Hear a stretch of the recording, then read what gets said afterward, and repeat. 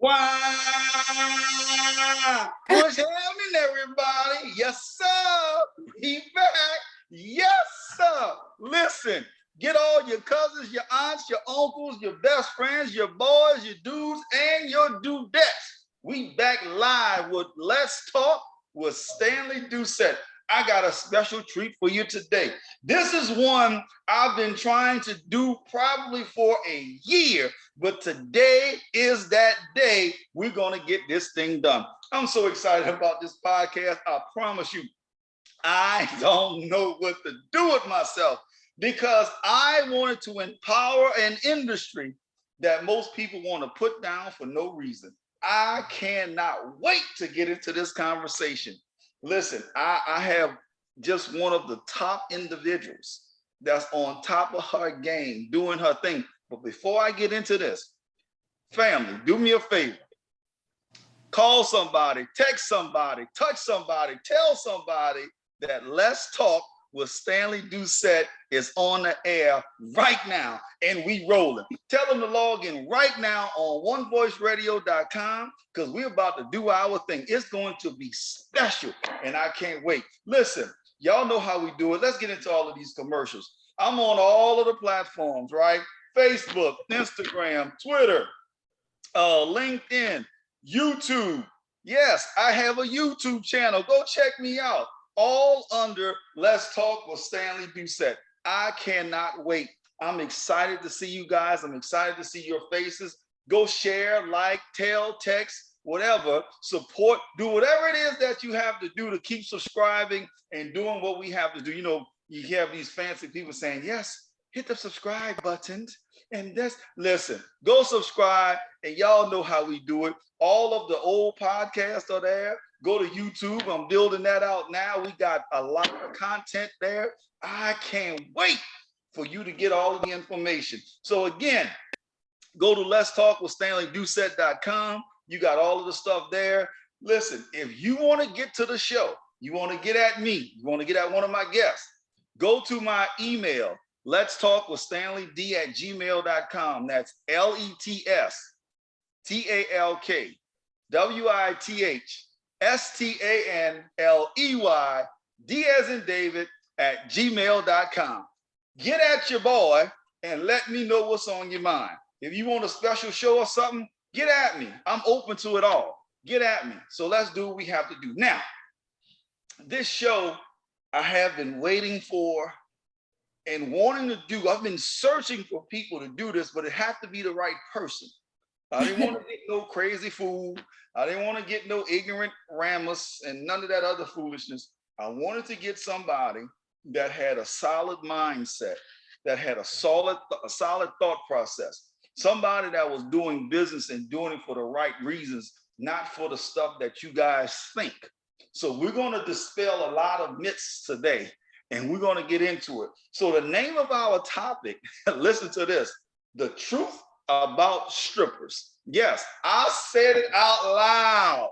The truth about strippers. Now, before you turn your radio off and be like, oh, I don't want to hear that. No, you need to hear this because it's not what you think is going to be, right? You want to be educated so you can also understand exactly what's going on because there are some dynamic individuals that's actually in this. Believe it or not, there are individuals that have rose through the ranks and helped pay for medical school, law school, and so many other things, finishing their education and leaving out of school, get this, with $0 owed to anybody.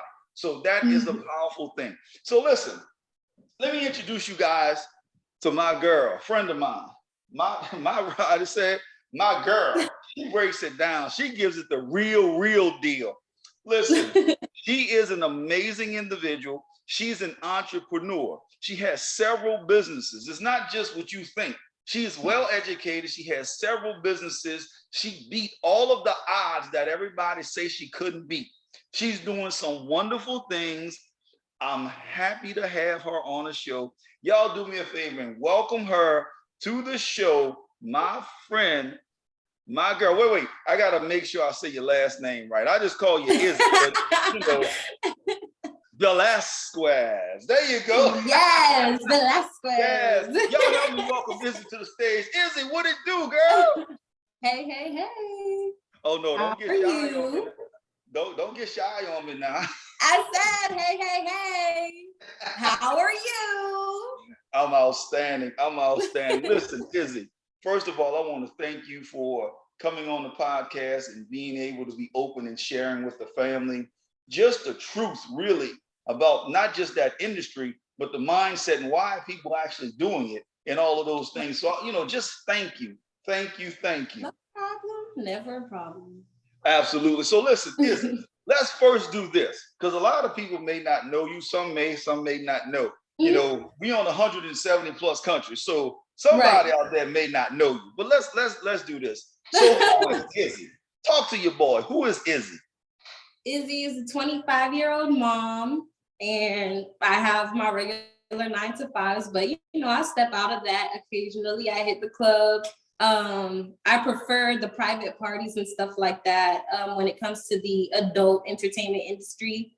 But I've been in the industry for almost 9 years on and off now. So what do you want to know? I'm an EMT, I'm a dispatcher, I do tattoos, I help with a luxury car business, what do you want to know? See, but you just dropping these little nuggets like, okay, yep, I do this, and yep, I do that, yep, I do this. Oh, by the way, no, it's like, it's just, for me, it's like, okay, it's little things that I think I'm doing, but it could be something big for somebody else, Yeah, absolutely. Let me do this. So you mentioned, because I want to dispel these myths, right? Right. Yeah. So you mentioned something that I thought was powerful. You said you're a 25-year-old mom, but I don't think people understand that you live in a quality life. But everybody will look at you and be like, oh, this, that. So let's start from the beginning, right? So you beat all of these odds to be highly successful. So let's get back into this. You started off, I'm sure, when you got pregnant, that wasn't the greatest thing of all time. No, not at all. But at first it was the stereotypical, Black mom thing. My son is now 6 years old. And I am a single mom. It gets hard, but you also learn how fun it can be to actually be a parent sometimes. When I decided to kind of go back to work and invest more my time of, just working more and everything between all my jobs, I went ahead and my son ended up going to live in Belize with my grandmother, and he just got back and he's just excited. He lives with my mom now in California, but he's like loving it. I mean, he went from one beach to another beach, so he has no complaints whatsoever. And the kid is intelligent. I love him to death. He's always excited to jump on the phone with me and tell him about his day. But, for the most part, even though there's a distance in between us, I'm still a full-time mom. Every day I wake up, I'm always going to be mommy to my son. And that's the motivation that comes with why I work so hard. I might dispatch during the day, and right after I clock out of dispatch, go jump on the ambulance for the night. And maybe, today I had to take a break though, because I was like, I have this event tomorrow, but today I even thought about going to go work at the club today. I just got off of work this morning, but it's always something else to do. But you get tired, but there's always that motivation, whether it's your kids or you have, you got to take care of all your bills, or you have a goal that you're trying to reach. It's always something motivated behind why you're doing what you're doing.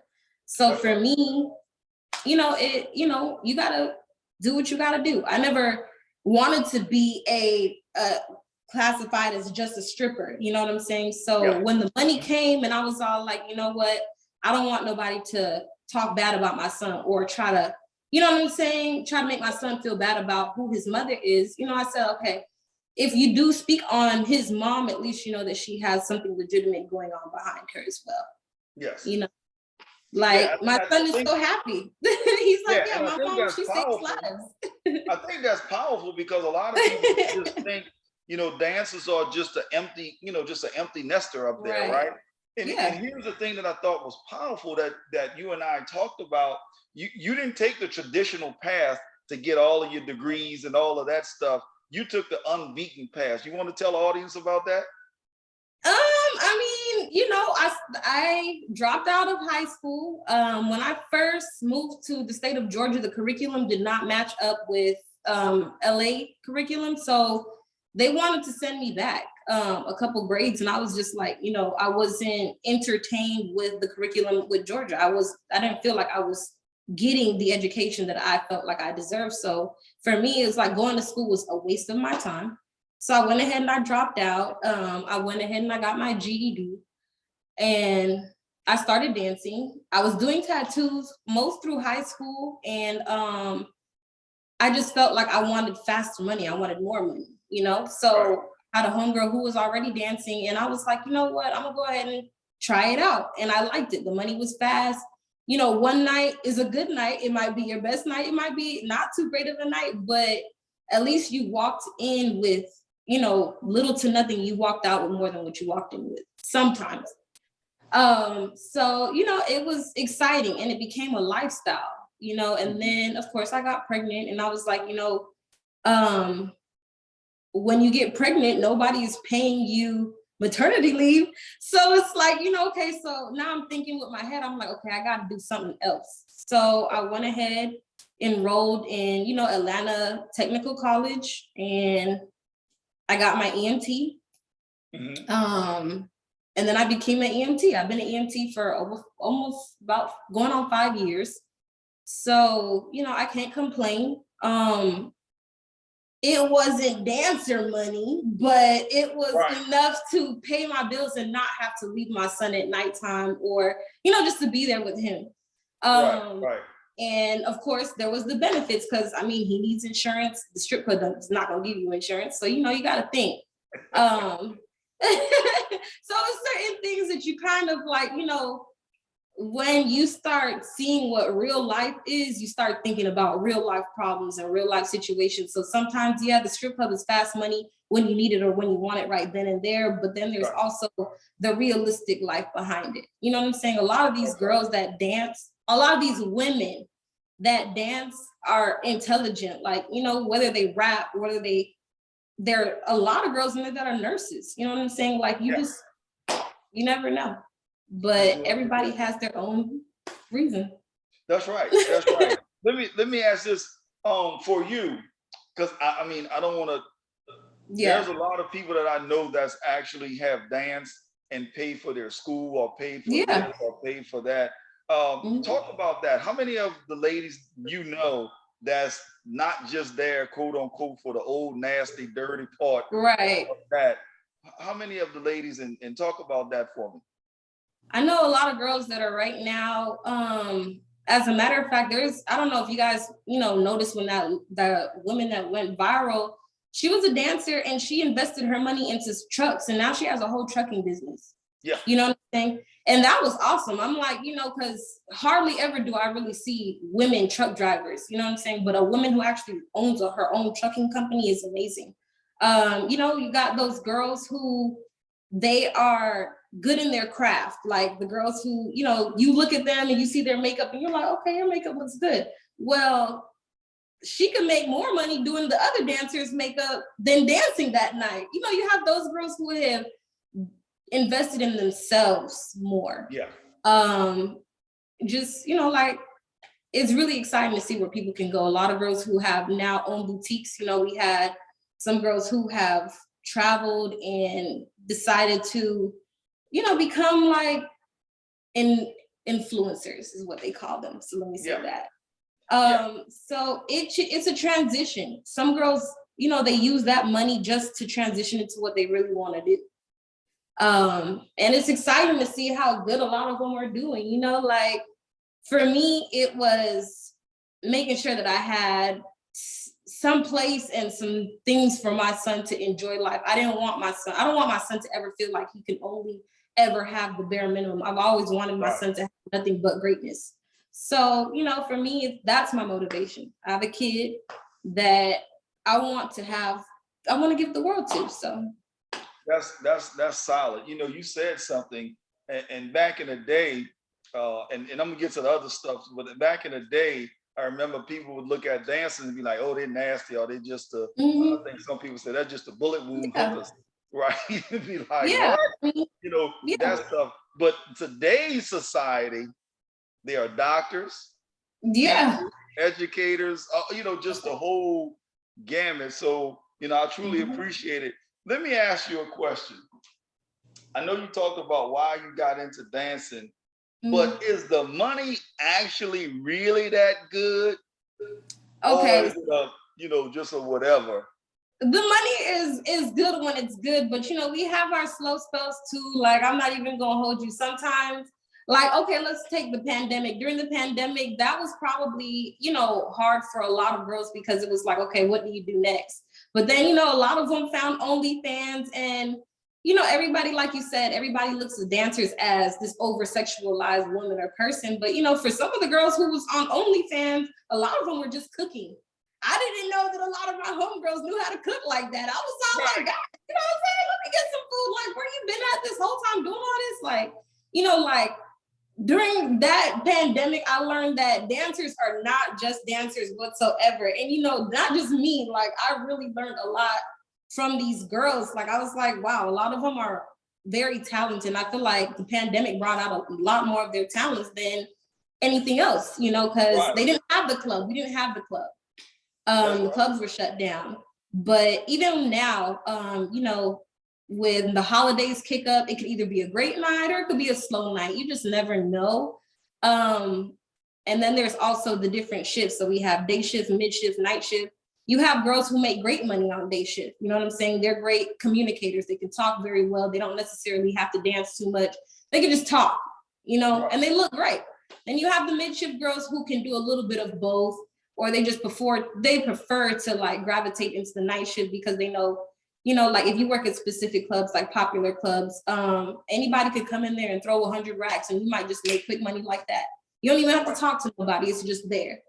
And then you have the night shift girls who are always, you know what I'm saying, get into the bag. Like, you got to think, these girls come in probably 10, 11 o'clock. Some of them even come in at midnight and the clubs close at like 3, 4 o'clock. In that 3-4 hours, some of them girls walk out with thousands of dollars. You know what I'm saying? I was just going to ask that. What type of monetary numbers are we talking about on a good night? I mean, a bad night, you know, you can walk out there with $20. So I get that, but there's not really like a monetary number that I can necessarily like pinpoint give. But I'm a day shift girl. I like day shifts because I like to sleep at night. So, so yeah, I like day shift, and I'm a talker. I like talking. I like meeting people. So for me, it's like on a slow day, you know, my goal is to never leave the club with less than 500 because we already got to pay tip out. We already have to do, you know, we have to pay all these different little miniature fees that come with being a dancer. So for that day, because they consider us independent contractors. So you gotta, but that's always my main thing is I'm not leaving the club until I hit even on my slow nights, at least 500. But on my good nights, my good nights are good. I ain't gonna complain. Let me ask you, not to get into your monies, but I'll say somebody else, just for the audience. What have you heard somebody take home on a good night? Not your money, but I mean, everybody, you know what? I can say, y'all can see it. You know, if you ever follow like the Lockers dance room or something like that, those girls are like stacking up bread and like taking home suitcases of money, you know, like, and that's in different states. It's not just in Atlanta. You know, so for me, I understand. Some of us listening, have never heard this before. So that's I'm talking to those that have never heard. That's why I'm asking. Like, how much? Yeah, just not yours, but somebody. What have you heard people take home on good nights? On a slow good night, I've heard some girls like taking home at least like 5 racks. like 5 racks. It might be all in ones, but it's about 5 racks, and that's after they've already paid all their club fees. Man, I need to go get in the dancing. A lot of girls can take home 5 racks. Like if you ever see a girl that only shows up to the club maybe like 2-3 days a week, you know what I'm saying? That's probably what she's clearing, like on an average. Like, right. What's the busiest night? What's normally the busiest night? Of course, the weekends, Friday, Saturday. Some clubs are open on Sundays. I'm not going to say like Sundays are the greatest, but for some clubs, they are pretty, decent on Sundays. If I'm not mistaken, I think Strokers is pretty known for their Sundays, and so is Aces. They have some pretty good Sundays too. So, but there's also like the middle of the week, like Tuesdays. People are surprised that people are really in the club on Tuesdays, but I have always made my most money, surprisingly, on a Tuesday. That's day. Don't know why, but it's always on a Tuesday for me. It's always a Tuesday. Hey, there's nothing wrong with that. Nothing at all. So listen. So let's just spill some of these myths, right? So what really goes on in the back rooms? These back rooms and VIPs and all of that stuff. What really goes on? That you have heard of. Yeah. Ooh, I've heard a lot of things. You know what? I'm gonna tell you this because it's so funny. Okay. There's men who will come to the club with their fetishes, and they will get these VIP rooms. Oh yeah, it was your face for me. Yeah, they come to the club with their fetishes. But I love this girl to death. I'm not name dropping anybody because don't do that. But I love her energy. Every time that I come to work, she's there. If she's there, sometimes she's there, sometimes she's not. But when I know she's there, I know that she's gonna come in the back with a crazy story. So she came back there one day and she was all like, yeah, I just pissed all over this customer. And I was all like, wait, like, what just happened? Like, this just escalated real quickly. And she was all like, yeah, he thinks that I was squirting, but I've been peeing the whole time. And I was like, oh my God. Oh! Yeah, so he had a squirt fetish. And she was peeing the whole time. Hey, but you know what? What I was saying, she was one of those $5,000 and she's never gonna miss kind of girls. I get it. I'm good. She didn't even have to like give him none or nothing. It was just something that he liked. He likes to see that happen, and she gave him a show. So sometimes, a lot of people think that when you see those girls walk to the back, they're gonna be, whatever, sleeping with people or whatever. But sometimes you gotta look at the customer. Don't look at the girl, look at the customer. Because a lot of these customers go back there with some weird fetishes. Some of them just like to pour water on the girls, you know what I'm saying? And it's not necessarily okay to touch the girls and stuff like that on the floor. So VIP is where you might do something like that. Right. No, that's listen, you didn't destroy all of my thoughts. Any other thing I had in my head is definitely not that. It's the customers with the fetishes for me. Those are typically the ones that I notice go to VIP more than anything else. So I do understand. Listen, what happens when the superstars come in? Because I know a lot of times people see the superstars come in and they just run to the superstars, or is it certain? They do. You know what? Because everybody is like, especially with social media and everything, everybody's like, okay, he's gonna come in here and spend a couple racks because he got to show out for the gram and this and that. There are some rappers that come in the club just to get a drink and some food and they leave. They don't necessarily come there for the entertainment. Strip club food is awesome. I don't know if you've ever had strip club food, but the wings be busting. The chicken. Yeah. There's a particular spot. The strip clubs just be busting, but a lot of the ballers, when they do come in there, a lot of them will be just recruiting. They'll be like, you know what, like the club is good. They might spend a couple $100 in the club, but a lot of them like to just take it back to the crib where, you know what I'm saying? They could spend money and have that personal experience too with the dancers as well. So They spend some decent money when they come in there, you know. Just depends on what club or whatever club you work at. Yeah. No doubt, no doubt. So with that, and I know a lot of times people get this confused. I want to ask one question, and I want to get into this empowerment piece. But Okay. what annoys you the most about dancing? What annoys me the most is when people refer to dancers as just strippers. Oh, she's just a stripper. You know what I'm saying? How about the other qualities that stand behind her being a stripper? Like, you know, she's not just a stripper. She's somebody's daughter. She's somebody's mom. She's somebody's teacher. She's somebody's doctor, nurse, something, you know. A lot of us dancers are not just strippers. Mm-hmm. And even if they choose just to be a dancer at that time, you know, it's still somebody's daughter, somebody to someone. So it's not just being a stripper. Right. How did you turn all of the negativity of, just like you said, with stripping and all of that craziness, and turn that into this positive powerhouse that you have working on with all of your multitude of businesses, your jobs, you know, on and on and on and on? How did you take that negativity and then produced it into, you know, all of the stuff you're doing?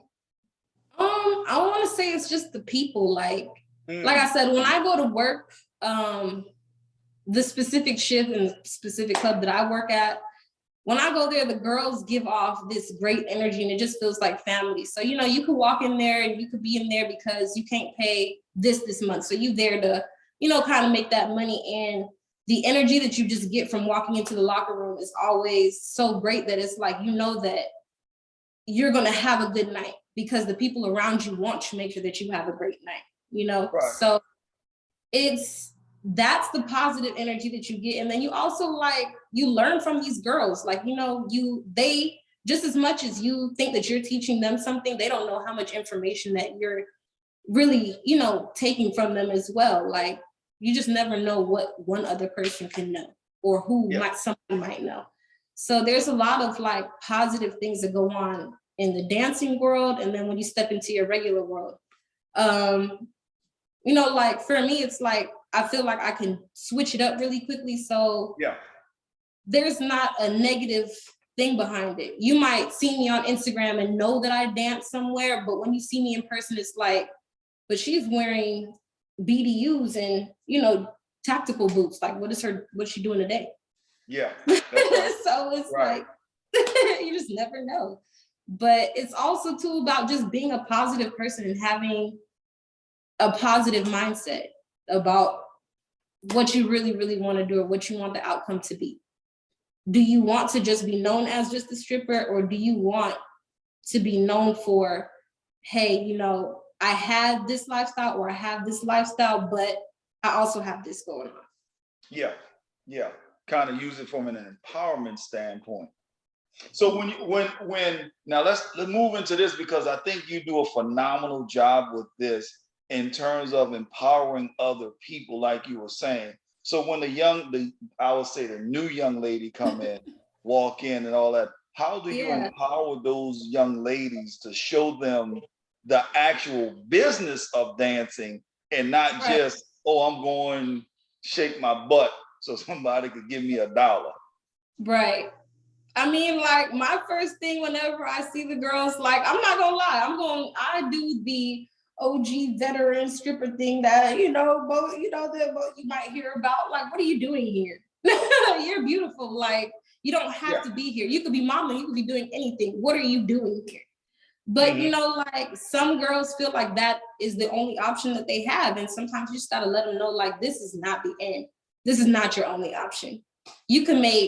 You're so gorgeous that you can make all this money, and you could take that money and do what you feel you really, really want to do, whether it's invest in a luxury car business or your hair studio. You know what I'm saying? Like, if you could do hair very well and you decide to dance a couple of months to make up the money to get your storefront and get your hair business started, you know what I'm saying? Like, I always try to like let the girls know, even the girls that, you know, let me know. There was always that girl that was behind me that always told me, like, hey, you do not have to be here. Like, you know what I'm saying? Like, you you don't have to be here. And sometimes you just, when you walk into the club, that's something that you kind of remind yourself, not because you want to have an attitude or whatever for the night, but you just got to remember, like, you don't have to be here. You're here, but you don't have to be here. So, you know, like on an empowerment standpoint, it's just like, you just kind of want to just be that encouragement when somebody steps in the club, like, you look good today, like, but tomorrow you might just be graduating and walking the stage and you will never see this club again. That's right. That's right. You know? So you take the empowerment piece seriously, right? And then you help, I'll say, other young ladies as yourself and continue to help them build, or at least start to build an empire. Or like you said, if you're good at doing hair, or if you're good at makeup or whatever it may, tattoos, right? Or whatever there you go. It may be. Yeah. And then help them to begin to develop that skill to own their own. So where did that come for you about owning your own stuff, right? I know you have a product that you're working on, your tattoo orders, you know, you luxury car line, if you will, and so many other things. So how did that ownership piece get to you? Not wanting to work for other people. Oh, say that again. Not wanting to work for other people. I'm not gonna hold you. Sometimes, you know what I'm saying? Like, being on the truck can burn you out. And there's times when you just want to call out of work and be like, hey, you know what? I can't make it in today. But then you gotta remember, you still got a bill or two to pay. So, you know, you still got a life to live. So for me, it's like, you put them heels on, you put that glamour on, and you don't have to feel like you're at work because you're working, but you don't feel like you're at work. For me, like, going to the club and dancing makes me feel like I'm being paid to come here and enjoy myself. You know what I'm saying? So when I take a break from work and I decide to jump back into the club, I'm getting paid to be here. So I'm going to enjoy myself because I'm here enjoying myself. Like, but I'm also making money while I'm doing it. So, that's really good, because what I hear is you snatched the power back to yourself, and not allow other people to dictate who you are.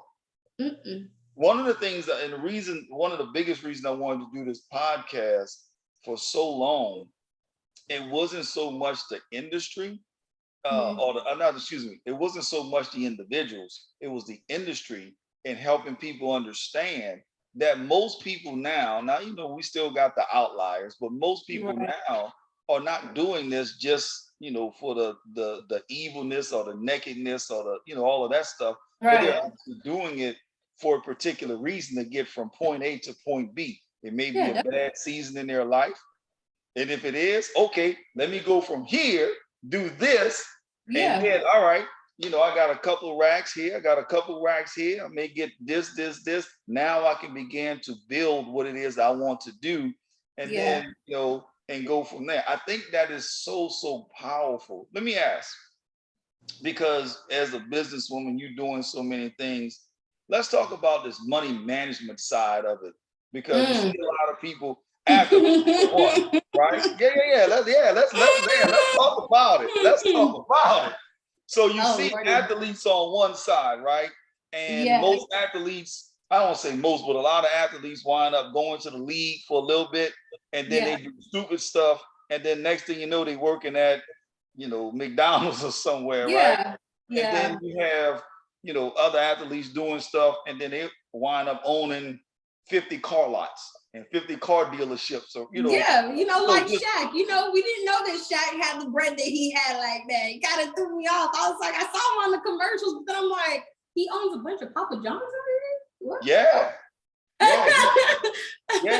He doing it like that. But remember, since you brought up Shaq, remember, Shaq said he spent $1 million, I think it was, within an hour. And then his financial advisor called him and said, look, if you keep doing this, you're actually going to be broke.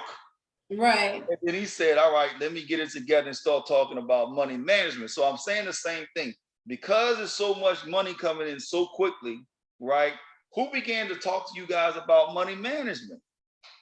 I don't think anybody really, you know what? I'm gonna give the house moms this one, because I feel like the house mom is literally just that, the mom. Like, I'm gonna tell you this, like, I didn't know how to really count ones if I was splitting ones with another dancer until a house mom came through and she showed me the fastest way to count some ones up.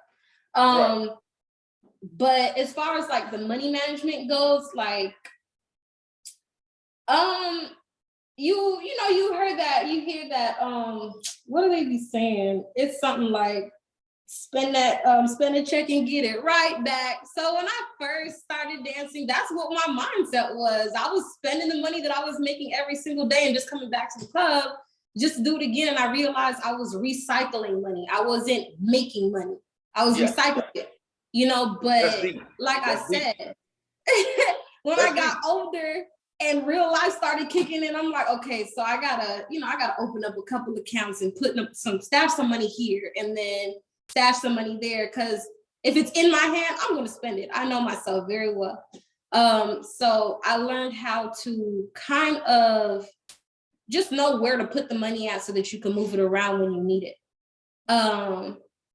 I don't have a, advisor, but, I've had other dancers and other, just people around me that tell me, give me ideas or things or ways on how to save money or where to put my money or, how to just make it grow. I wish I would have had that sooner, but like it's never too late. It's never too late.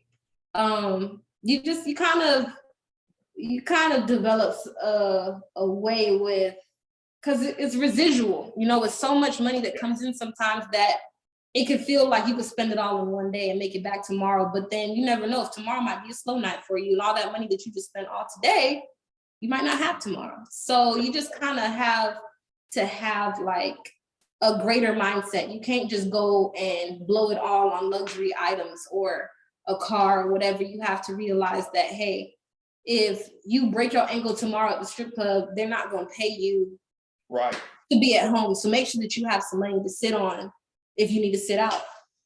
So, well, money management and the strip club money, you got to stash it. You got to stash it from yourself. That's real talk. That's good. So what's your goal? What's your goal? What do you want to get out of, whether it's dancing, whether it's your luxury lines, whether it's your brand? What is it that you want to get out? Honestly, I will always love the adult entertainment industry. Love it because I love my girls. I love women. I'm not even gonna hold you. And I just love people don't realize some of us like to just feel beautiful. And it's not even just like being naked. It's just you get to put on makeup. You get to be a whole different person. You know what I'm saying? When you go to the club, nobody knows who you really are. They know you by your dance name. But as far as like my goals and stuff go, I don't want to be a dancer forever, of course. Hopefully, one day I can open up my own tattoo shop, whether it be here or back home in LA. I'm just debating on that now. And I just want to be a great mom to my son. I want to make sure that he's comfortable. I don't want him to feel like he has to struggle for anything. My main goal is just to make sure that he's comfortable and has something when it's all said and done. He could be like, hey, you know what? That's my mom's tattoo shop. That's really my main thing. Like, I've always wanted my tattoo shop, and I wanted to open a recovery house. But the recovery, with all the extra things that I've been hearing about, recovery houses and stuff like that, I feel like I have the perfect staffing for that. I'm in the medical field. I work around women who are great with patients and stuff like that. So that's something that I'm still kind of working on slowly. And, I'll figure it out when I get there. But my main thing right now is just to focus on working on my tattoo shop and everything else. Okay. As far as being a parent. That's number Yeah. one right there. That's good. I love to hear that. Let me ask you. Let me digress just for a second. When ladies come in, do you guys see any ladies that may need some mental help? That's struggling, whether it's mental, whether it's sexual abuse, or any of those things. Just Yes. yeah. How do you guys help them? There's really no help if they don't speak up, but a lot of it comes when they're in the club. A lot of these girls come in and they have the expectation that, oh, it's just gonna be money, I'm gonna make this money. But there's some girls who have been drugged in the strip club. There's some girls who have been, sexually assaulted in the strip club. There's some girls who've been followed home, and that's what, messes up their mental. Sometimes it's the strip club itself that can cause a lot of the mental health problems with these dancers. But you kind of notice the ones who, they struggle a little bit, but you gotta be that big sister to them sometimes. Like, hey man, like, if you need to talk to somebody, you need something, like, but sometimes it's just reading body language. Like, you see a girl come in and she's just not looking like herself, like on a normal day. I mean, just sometimes it's just a simple thing like helping her out a little bit. Like, hey, let me help you flat iron your hair real quick, or something. It's just, but I think more or less the mental health stuff comes when you get to the strip club. Yeah, there's some girls that come in there with mental problems, but you won't know. A lot of girls are so shy, and some of them feel like everybody's in competition with them to a point where they won't even open up to you. Some girls will sit there and just be, on their own. And I feel a lot of girls for that, because it prevents the whole people talk about you stuff like that. And the dancer industry is so small. We all, in a sense, know each other from whether, hey, I might work at this club, but my homegirl might know you if she works at the same club as you. So a lot of girls don't want to open up to anybody or talk about anything. So you just will never know unless you do get those handful of girls who are willing to express that to you, or you just know. Yeah. Now that's good.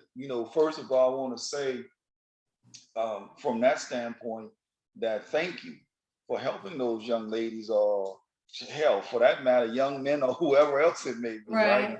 But literally thank you, because I mean, politicians or whoever can say whatever they want, but it's actually going to be somebody that's next door or next to them or beside them or working with them that's going to actually help them to get themselves help or whatever it is that they may need. So I say thank you for that, for what you do as the OG of the crew sometimes. Hey, but you know what? Some of these, I call them baby strippers. Some of these baby strippers be coming in with some knowledge, man. Like, I gotta give it to them. Like, I have really, like it shocks me the amount of girls that have been there that are college students that, are like literally on the brink of graduating, and they're literally just deciding that they're gonna dance right after. But I'm like, y'all got like so much potential to do so much, and you don't have to do this. But but they be saying some stuff that make you think about some things that you ain't never really thought of. Like,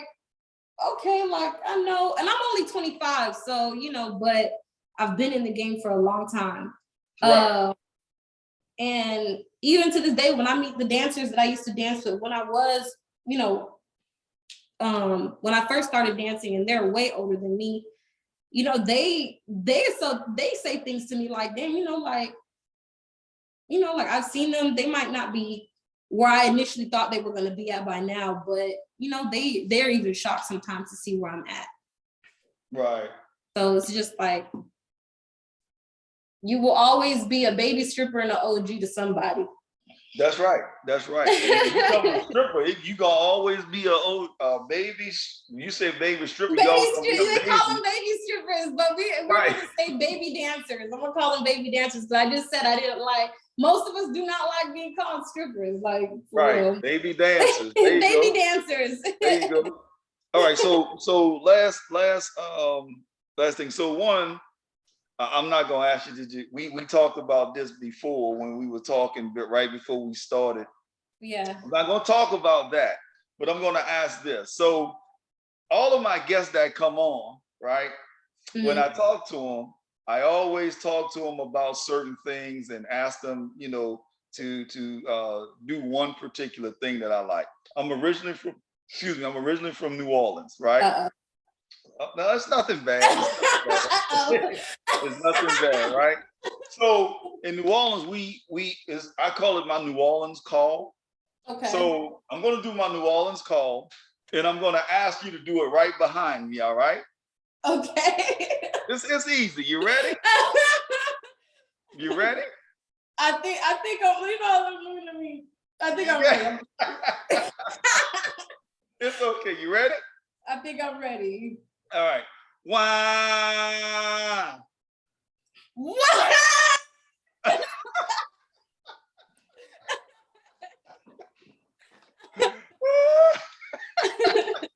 I was like, I didn't know if the arm going up, is that coming in too? Hey, it's all good. I appreciate you. I appreciate you. So listen, before we close out, I want to give the platform to you and just say, what powerful advice would you give to women, young ladies, even men, that whether they're going into the dance industry or they're starting their own business or whatever, what powerful information that you would like to share with them? I'm gonna say something old. Make the money, don't make the money, don't let the money make you. But also too, the dance industry, adult entertainment industry is not the only world that you're welcome into. And don't let anybody ever feel like you will only ever be just in the adult entertainment industry. Yeah. Because you never know. You never know. You never know. Your EMT might show up. You'd be like, so listen, I appreciate you.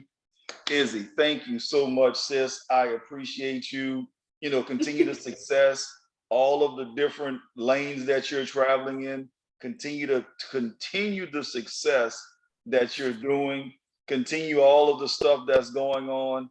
I truly appreciate you. Thank you for hopping on with your boy, as I like to say. Thank you for hopping on with your boy and doing what you do. So listen, I know you're coming back. Oh no, you're good. So I know you're coming back. I know you're gonna, get on back with us. We're gonna do another show probably on your businesses and just kick it, because some people need to hear a 25-year-old success story. Most people hear all of the negativity and why the kids are doing this and all of this. Yeah, we got some 25 years old out here that still got a little common sense, and also too, when you raise foreign, your parents, you can't, your parents be a little different. They always want to know. Let me tell you, like, you come home with a A, your mom be like, your mother be like, so why it's not an A+? So I'm raised a little different, but there's also some people that are in my age group that I admire to this day and just like have been around that have showed me that, hey, you know what, like, we might be 25. There are people who are still living in their teens, but we got some good adulting going on. Hey, that's a wonderful thing. That's a wonderful thing. So listen, how can everybody get in touch with you? You can follow me on Instagram at Branded by V LLC. I'm not Brandy. A lot of people, DM me and be like, oh, hey, Brandy. No, it's Branded by V LLC. And that's the best way to reach me. Well, there you go. So if you're trying to get at my girl, go ahead on and hit her. You got the handle now. So there's no other way unless you come through me. So you can get at your boy, right? But I might be a little different. So, so listen, on a serious note, get at Izzy if you want to get at her, if you want to talk to her, or you want to get deeper into understanding the industry or understanding how to build your own brand, your own business. Listen, get at her. She gave you the handle. Or you can get at me at letstalkwithstanleyd@gmail.com. I'll definitely direct you to her to make sure y'all connect and y'all do what y'all do. And again, that's letstalkwithstanleyd@gmail.com. LETSTALKWITHSTANLEY, D as in David, @gmail.com. Or if you just want to hit me up because you got a thought about a show, you want to try to get on the show or whatever it may be, just hit us up. my assistant will hit you back and we'll go from there and do all of those wonderful things. So with that being said, Izzy, I appreciate you, young lady. I appreciate all the stuff that you have dropped on us today. I'm not an old folk, but for them old folk that are listening, thank you so much for what you do and how you do it. Thank you for being so graceful. I appreciate you so much. Never a problem. Thank you. Yes, ma'am. So with that being said, family, you know how we do it. Go join, go listen, go subscribe, go get at my website, let's talk with StanleyDoucette.com. Subscribe, share, like, join, whatever it is. All of the social media handles are still the same thing. Let's talk with Stanley Doucette, and we gonna get on out of here today. So Izzy, I appreciate you. Keep doing what you're doing. And family, y'all know how we do it. I got the best intro and outro music on the planet. So let's make it happen and let's do what it do. We're about to get on out of here. Let's take it on back to the streets. Let's go. See y'all next week. Peace. We out.